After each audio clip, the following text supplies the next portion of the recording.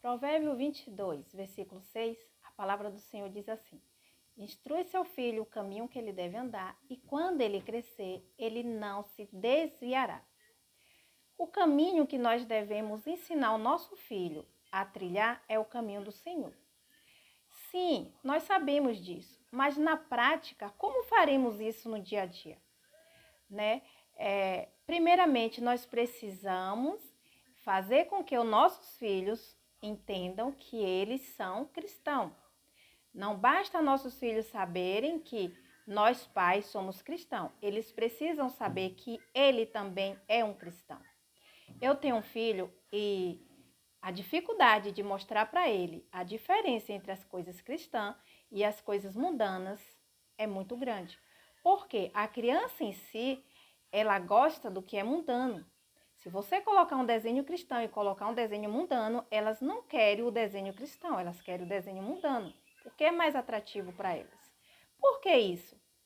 O apóstolo Paulo diz que nós já nascemos, com a natureza pecaminosa, e o apóstolo Paulo ele diz assim: o bem que eu quero fazer, esse eu não faço, mas o mal que eu não quero fazer, esse eu faço.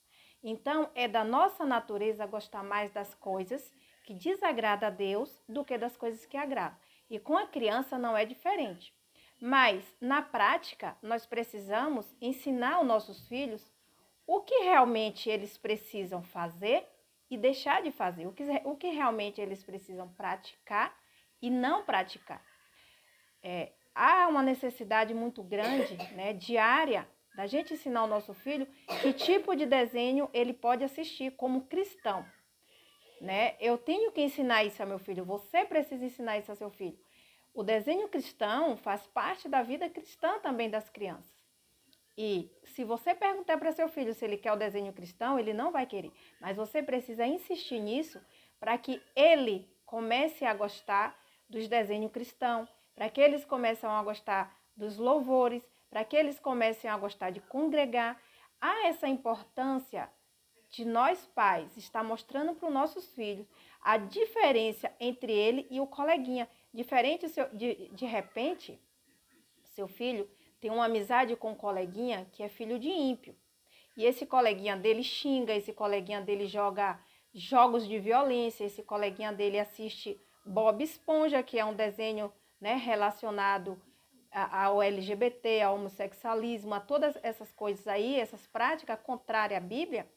E o seu filho, por causa da amizade com aquele coleguinha, ele também vai querer praticar essas coisas.